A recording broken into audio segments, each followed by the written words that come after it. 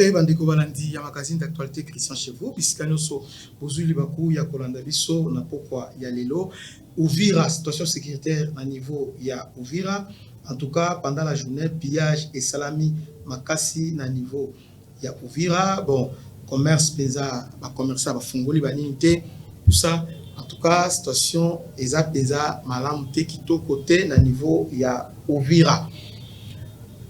Monseigneur Oyo, évêque ya Uvira, a échappé dans l'IWA journal. Donc, insécurité est grandissant à niveau ya Uvira. Le M23 va changer mode opératoire. Bah, que moi, va contourner les actes avec Bawazalendo. Qu'est-ce qu'ils font? Bah, commis qu'on s'aimait insécurité avant la côte. Donc, tant insécurité côté, va profiter, bah, profiter. Hier, ils avaient un affrontement entre les FRDC na Bawazalendo. Tina pourquoi Kimia et Kotaki. Alors, aujourd'hui, Uvira na pourquoi est calme. Maintenant, c'est un 23 va progresser. D'ailleurs, Kamanyola est sous contrôle total. Il y a Wazalendo.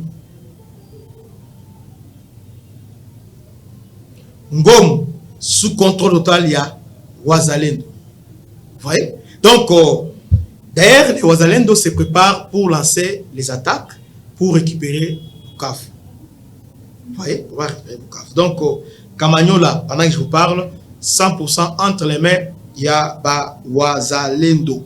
Donc, vérifiez l'information là, au moment où ils après, ce sont les Wazalendo qui vont contrôler cité, il y a Kamanyola. Et dans plein arrosé, Burundi, ils ont renforcé leur présence là-bas. Lobby va côté qui vient et belé makasi, comme je vous ai dit, plus de 50 camions. Ils étaient là, basali parce que pour la bango, ceux qui va Rwandais va côté on a c'est comme si va déclarer en guerre. Ils sont prêts maintenant à faire face à la Rwandais. Hey, biso population de l'Obaki, Uvira ezali ligne rouge oyo et singeli armée rwandaise est traversée. Nous devons avoir des yeux surveiller Uvira. Parce que Uvira est quoi et peut se passer à niveau de la province de Tanganyika. C'est comme ça, selon ma source belée. Il semble que Kabila lui-même avait fait déplacement pour Napoya corrompre Yakotumba à niveau de Uvira. Mais Yakotumba a refusé, William Yakotumba a boyi corruption. Il a utilisé les généraux et belés. La plupart de Yabango sont en prison pour corrompre Yakotumba, pour bâtir le passage. Baboyi, balobi, pas question de passage. Général Makanika avec Yakotumba balobi, pas question de passage. Donc Uvira, soit babombisono soto kofi ndebaleki, mais sans cela, to kotike la bango nzela te. Donc aujourd'hui, tous les kabylistes, basali ba nini, basa contact pour bazo lingani, soko Uvira ikoya directement et koti Tanganyika, Moba, Kalemi tout ça. Alors, on a un d'autres et Koko Maté. Attention par malheur, arrivé que commis, nous étant que population et singeli côté là, parce que notre pays est menacé na balkanisation. Nous avons une responsabilité étant que population. Tout ça va spectateur té. Mais nous avons un mot à dire. Ceux qui vont progresser, nous avons mboka, tout ça la bango. Na ba mingi à tester, peuple on va complice, ils vont besoin de mambwana. Au moins, il va progresser. Mais si nous ne voulons pas que ça va esclave à Rwandais, c'est le temps, tout ça l'anime, tout élément, tout bunda, on a école na biso. Tout ce qui est le gouvernement de disposition pour pas arrêter l'infiltration à Rwandais. On va bien belé. C'est comme si FRDC a besoin de ciment. Parce qu'il replie. Alors que M23 basé la carte FRDC. Tant que on a kawana, on va salir repli. Elle est directement avec Wazalendo tout collaborer. Ote biso a droit M23, on va communiquer directement FRDC M23. Et ce qui s'est passé sur le niveau de Kalemi. La Kalemi, hier j'avais alerté si bateau oyo kende ba tebela bateau bazo kende oyo bossa attention. Avant on a musu kendaki toujours même bateau wana basona oyo bazo kima bitumba. Arrivé à Kalemi, basona ils sont arrivés à Kalemi là les bosso ba fongoli prison, ba prisonniers ça nini ba créer penza tension makasi lobi na niveau. Heureusement la situation est déjà maîtriser. Alors, dans le niveau armé, il n'y a pas moyen que va encadrer, va désarmer, va soldat oyo, va faire la réplique, ou va qui m'a front. Même le niveau à l'Obéro, même histoire. Ils ont créé panique dans l'Obéro centre sous les lots. Or, on a panique, on a Munguna, a profité, a filer à Kota. Vous voyez? Lorsque le peuple a distrait, a paniqué contre un 23 Kota en débo. Heureusement que l'armée était vigilante. Les lots, on a calmé cette histoire-là. Et puis, l'armée, dans le niveau à l'Obéro, après 70 heures, dans la force, nous sommes électrons libres, qui mi font, va se rendre à niveau il y a état-major, il y a Sokola 1, à niveau il y a l'Obéro. Donc, en tout cas, à niveau commandement, il y a FRDC, à niveau Sud-Kivu, basta les formes en cassi, va maîtriser, va tout pour incontrôlé. Armée, c'est la discipline, et armée, ils allaient modèle pour la intégrité, et l'armée désordonnée, le militaire qui sont là à Thomas Zofika, chef de l'État, on a selfie, c'est lui le commandant suprême. Et là, il y a l'armée et la période désorganisée. Est-ce que l'armée va Rwandais et les autres? On a ça selfie, parce que l'armée, c'est la discipline. Mais chez nous, on a des soldats, il y a des biso, et tu remets la place. Donc, il y a des soldats qui ont la position parce qu'il y a des bazali. Parfois, ça se filmer, parce que Bina a toqué au Betabango. Mais il y a des gens qui ont dit, d'abord, si le moral les a bien été, Soda a starté. Soda a starté. Mais Soda a héros. Il travaille dans l'ombre.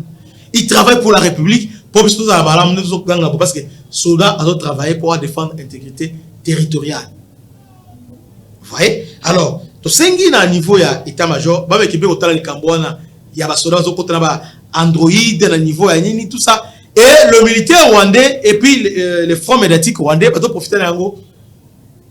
Commencer par quelques trucs à Moni. Bien, nous allons faire le front. Mais tu sais ce qu'il dit. Bakel a niveau d'Avos, tout tourner un bongo. Moi, ils ont démoralisé.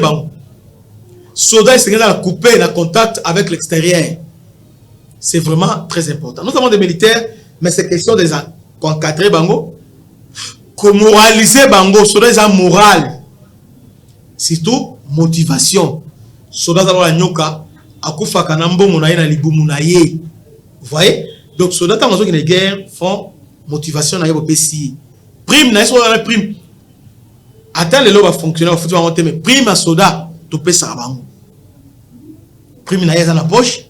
Nenga zo dabi donc prime na nga ezali salaire na nga ezali. Donc, soto ranger côté wana au mona ke makamunyo so e kende penza na ndenge esengeli. Ndenge beza esengeli. Donc, soyez le gouvernement batala le kamba prime ya ba soda. Pe motivation na bango. Au lieu que le ministre de la Défense a kenda autant na bakasai kuna na basanku pour la obliger bati les gens ben basala musala na très bien. Yé atala makambo wana indiscipline à niveau armée tala bi ozo le kana niveau Sud-Kivu. Alors que yaza kuna zo lo bani te yé esengeli azala en contact na front amekebe ko armée morale la troupe. Pe amekebe ko kanga ba oyo ba généraux oyo bazo trahir na niveau ya est. Donc c'était pas ça. Et pour na bazalendo tout ça là qui initiative beaucoup toujours kongola de yambongo pour na bazalendo ce qui biso to sali yangote banani mususu bakostala yango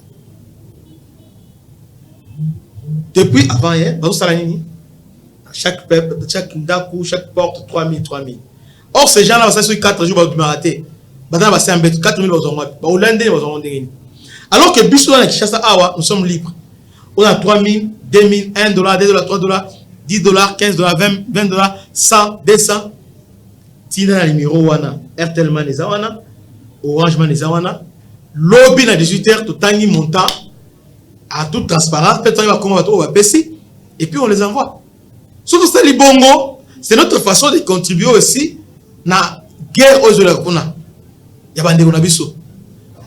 Bazo tenir mais les ventres affamés.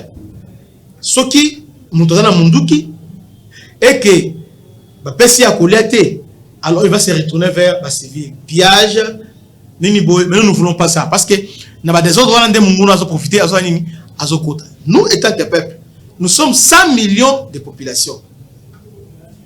Bande konabiso, baso kufa kuna. Ndambo zanango, tinda. Au moins que ekosunga bango. C'est notre contribution. Et ça contribution c'est ngwana. Tout sunga bango.